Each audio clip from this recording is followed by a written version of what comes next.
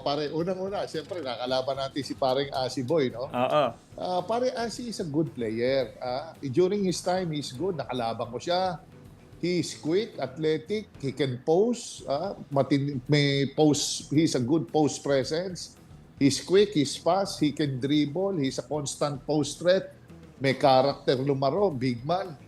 Mahusay si Asi pare. Ngayon, ano ba si Junmar pare? Si Junmar, nako, nakakatindig balahibo yung ano niya, yung statistics niya kasi talagang wala ako na kahit sa NBA wala ata nag-MVP ng ng 9 na beses eh. Oo. Ito si BBA titles, napakarami, tsaka finals and 13 best player of the conference finals. Pare, kahit si Junmar plays physical.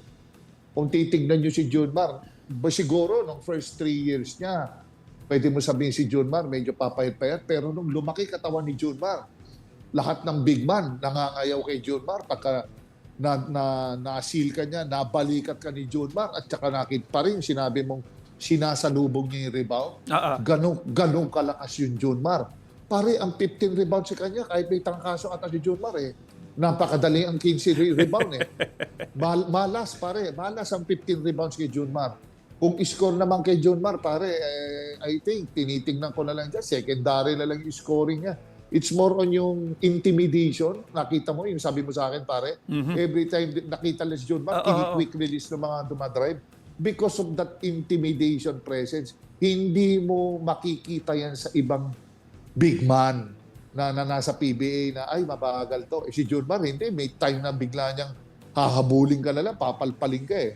So sa akin pare, they're both good players, exceptional players, pero siyempre si Junmar with his outstanding performance and nakita natin siyempre si Junmar is